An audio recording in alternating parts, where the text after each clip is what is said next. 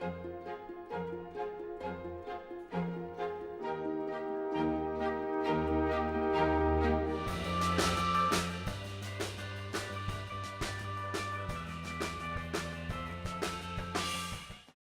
thank you very much. Thanks, Deepak. It's really a joy to be back here. And last year, at the last minute, you sprung a topic on me, which was let's talk about just capital. And I'm really happy to report that the chairman of Just Capital sits in front of you today. It happened. Today, we're going to talk about something more interesting to me because of the way that I can weave it into what Sanjeev just said. And it's more interesting not just because I love the Just Capital project and I'm totally committed to it. They don't know anything about it. No, I'm not going to go into it. You want me, I'll tell them? At some point, yeah. At some point, okay. At the end, I'll tell you.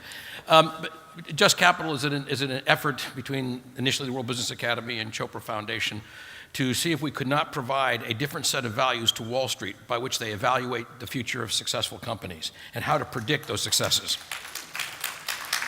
And it's based half on objective criteria and half on subjective criteria, which is really to penetrate the consciousness of the organization, to understand its DNA, and to be able to project from that it will, in fact, outperform the marketplace. It's exciting stuff. It's a balance of left and right consciousness and practical thinking, left to right and linear thinking. Today, we want to talk about something, though, that goes to the bigger envelope. It goes to the hopeful story Sanjeev just told you about what's possible in medicine in 50 years. However, to get to 50 years, we have to make sure we don't end human civilization first.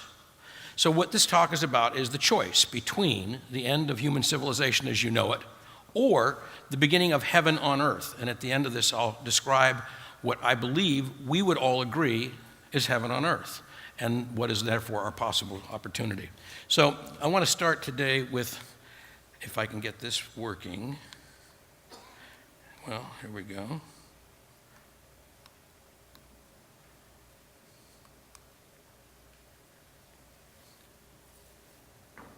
There we go. So this talk actually began about 6-7 years ago because Deepak said to me at one point he was going to the Himalayas, and I said, Deepak, it's a very interesting thing going on in Himalayas. The planet's overheating, and I want you to watch to see if in fact some of the villagers are running across traditional village lines with their buckets to obtain water, because if they are, that's a function of the receding glacial mass, and that receding glacial mass, which feeds the Ganges, among other things, is going to become increasingly imperiled, and in our lifetime, perhaps actually exhausted. So I said, and that leads to all kinds of crazy things. Deepak went, came back, and he said, Rinaldo, they're doing it. They're running across historical village lines, and in fact, it looks like they're having to run further and further for the snowmelt. This is an example, as you can see, as of 27, this dry, rocky riverbed at the very foreground where you would have gotten your water years for millennia, actually, and where you're going to have to run to get it is way up that valley. The receding glaciers are like the parched corn, in effect, the crops of the Midwest and the droughts.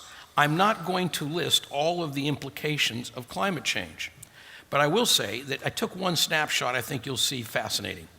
I decided to take the month of June 2013. And by the way, as I woke up this morning, I will make one comment about the end of this series of slides. I said, what happened with just flooding? Now, flooding occurs because of climate change due to the fact that more water is absorbed into the atmosphere. As more water is absorbed, then of course what happens is you get these torrential rain followed ultimately by drought. So you get boom and bust cycle in the climate. So I just took the month of June. It seemed like a good month. It was relatively recent. We could put it together on time to get the slides for this event. So we started with June 2nd. The floods in Prague, 15 people died in floods because all of Central Europe got underwater. Jim is here from Prague. He remembers it well, I'm sure. Then, of course, a week later, the Elbe River overflowed and the entire town of Missen went underwater in Germany. Record flooding, damages in that particular flood, 12 billion euros. This is an example of what happened in Rishikesh in India. A 300-foot wall of water came down the Ganges as a glacier calved in the middle of torrential rains. The report that the Indian government gave out where there 5,700 people died. In fact, our agents there who were on the scene leading the relief effort informed us that over 10,000 people died. Another wall of water destroyed these dwellings, and you can see what the devastation was in Srinagar. And by the way, we're still in the month of June, right? So now it's June 20th. Look at Calgary, Canada. Floods across Canada displaced roughly 100,000 people. And of course, then there's Oneida County on June 28th, heavy flooding in the Mohawk Valley and other parts of upstate New York. Now, those floods are just to show you one tiny little example of what climate change is doing. This is what it's doing in the aggregate. Look at that so-called hockey stick to the right. Out over a 400,000 year period, this is the period we're living in. Look at the arrow, 1950, look at the current level, and look at the linear progression, which is now geometric. So carbon dioxide pollution from human activity has disrupted a natural cycle of CO2 and concentration in the atmosphere. The recent tests from the month of June from Mauna Loa, the official testing point on the Earth for CO2, showed over 400 parts per million. Most of you know the work of Bill McKibben. He would say everything above 350 is unsafe.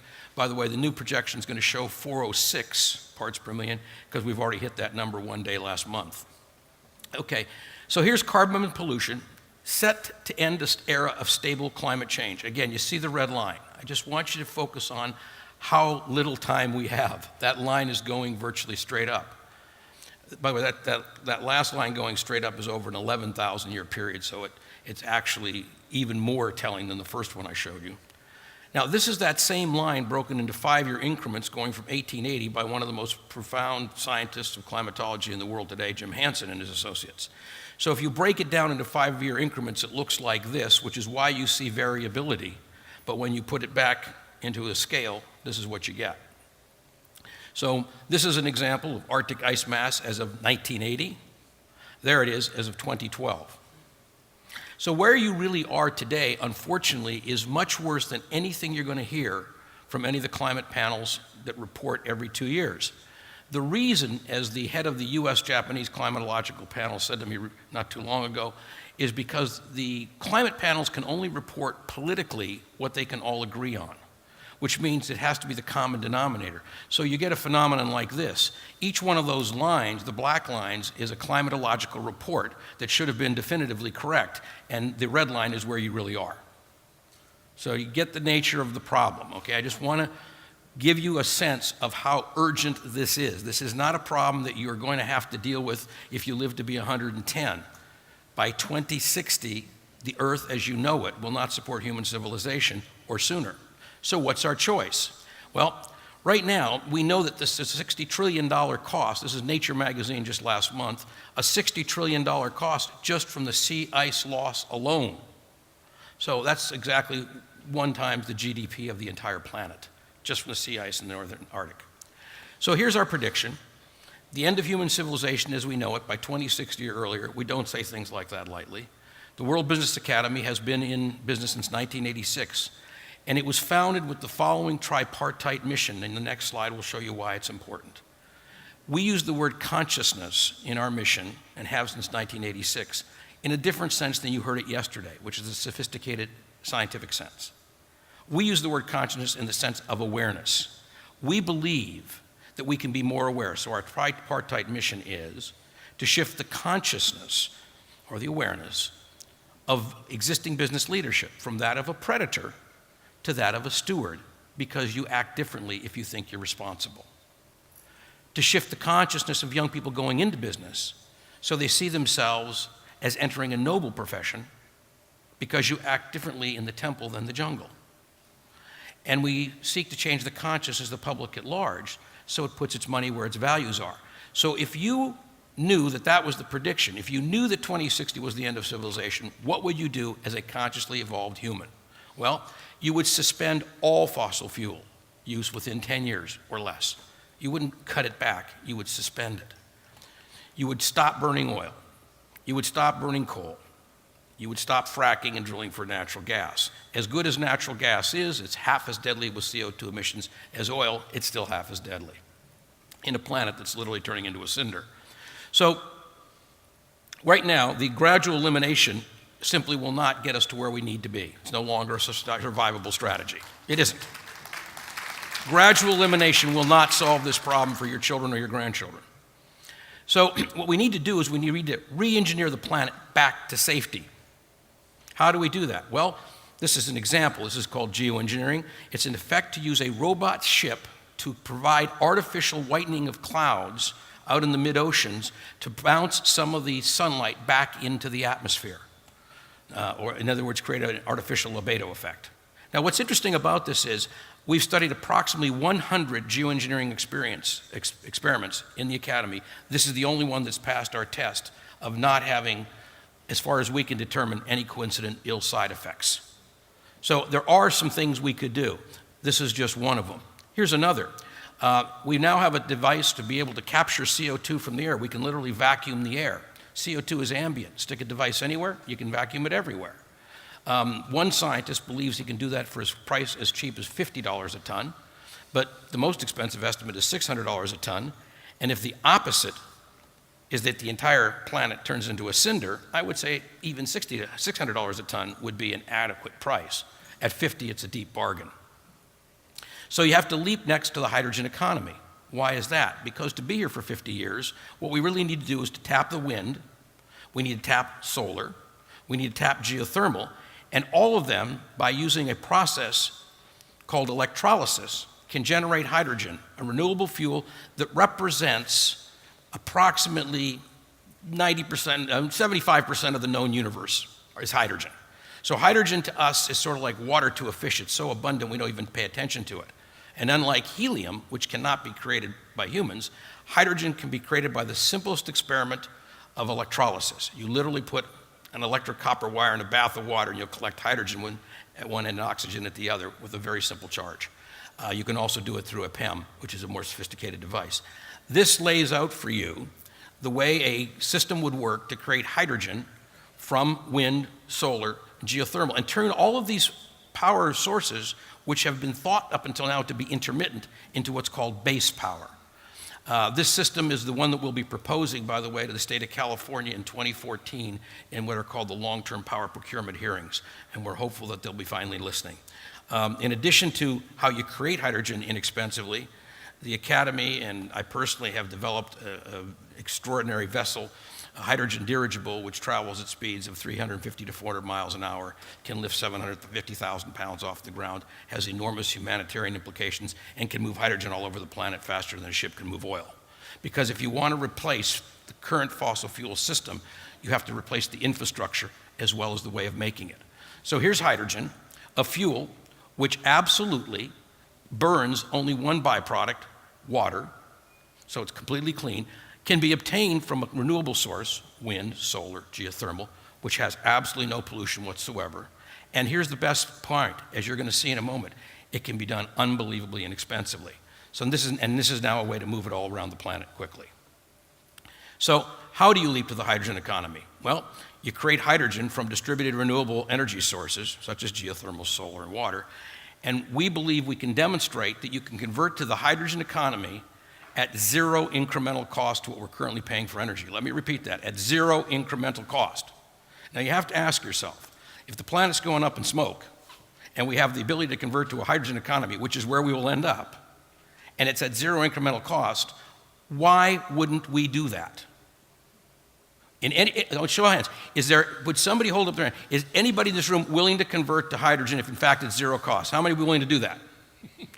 Okay, so the only things are missing, two things. One, you didn't know it was possible, now you do, and please ask me questions later, I'll explain how, or read some of our research papers. Number two, recognize that what you hear in the media 90% of the time, as Shiva said yesterday, is controlled by thought leadership, which is basically controlled by large corporations, which are violating the first mission of the Academy. They're predators.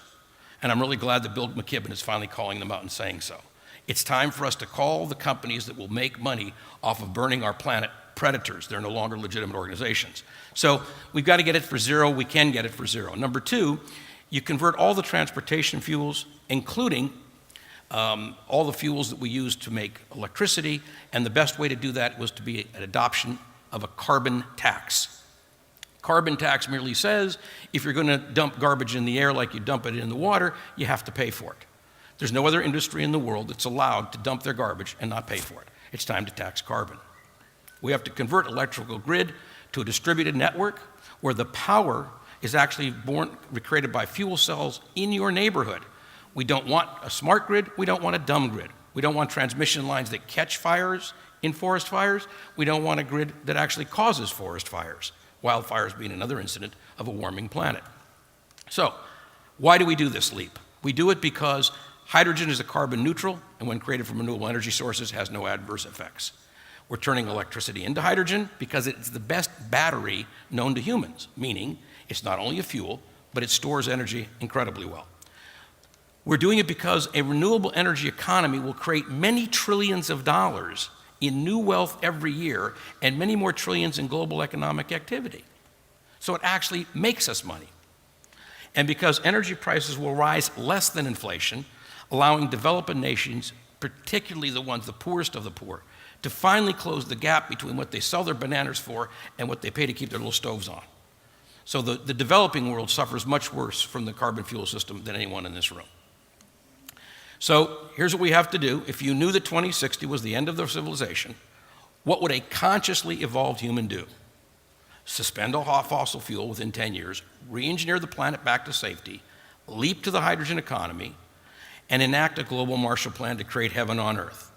And here's what we mean by heaven on earth. We believe that you can create a coalition of businesses that should be willing to pay 5% of their profits for a reconstruction fund that would do to the world what we did after World War II. It not only worked to restore all of Europe and Japan and the Middle East and all of Europe and Asia, but it made the United States extraordinarily wealthy in the process. In other words, it's a 2 + 2 = 7 game, and we should be playing it now globally. We need that fund to pay for environmental sustainable infrastructure. We need for companies to be better understood and identified as to what their social and environmental projects are and how they actually make their money. That's where Just Capital comes in. And we need a confederation for a full-scale lobbying effort for debt forgiveness on target countries that are able to now make that switch to the new economy. So here's what heaven on earth would look like if you did those things very quickly. Everybody in the world by birthright would have potable water. Everyone would have access to medical care. Every human being would have adequate food. Every human being would have adequate clean air. Every human being would have adequate clothing. Every human being would be free from collective war and private or non-institutionalized violence. Every human being would have the access to non-gender-based education, probably the number one thing that has to happen. Every human being would have adequate shelter, and every human being would have the opportunity for personal expression. That's heaven on earth, and it's all within the healing biosphere, and in fact, it is our choice. So there's how you get to heaven on earth. We would like you to join us there. I leave you with the question. You choose. Thank you.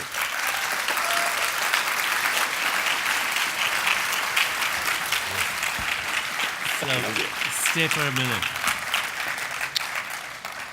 So Rinaldo and I have known each other for what, 20 years now? And we sit on several boards, and he's also on the board of Just Capital, as is Ariana. Are you here somewhere? Okay, Ariana Huffington. And we're joining forces now with Richard Branson to really change business. And we have to do it very, very quickly, as you can see.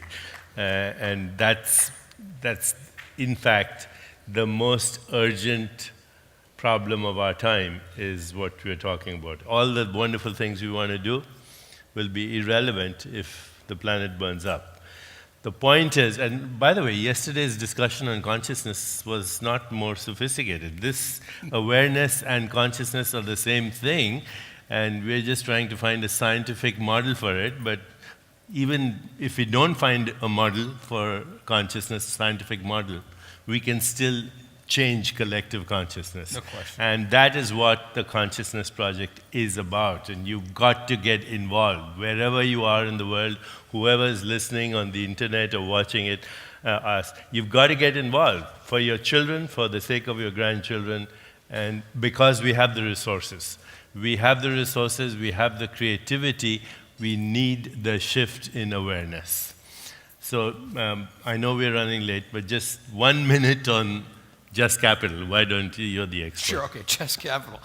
So Just Capital, this was really tough because, as you could tell, I was rushing through in 15 minutes to try and do everything from the end of the planet to the future of human civilization and heaven on earth.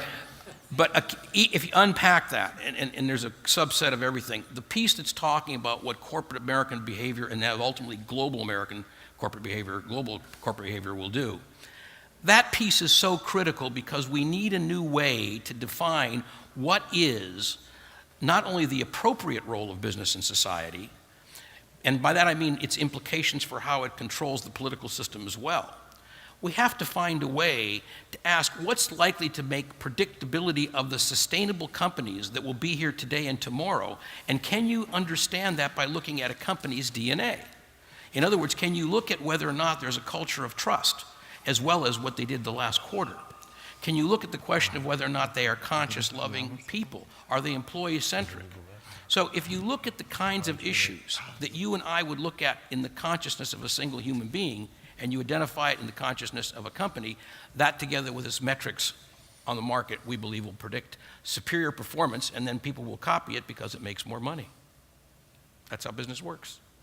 And there are lots of people here in the room, who Paul Ciala is here, and lots of people here that. And Alan's there. Alan's here, so we can answer your questions on Just Capital. So Paul, Alan, and Ariana, and Deepak, and I, and some other wonderful people are doing. Thank you, Rinaldo. Thank you.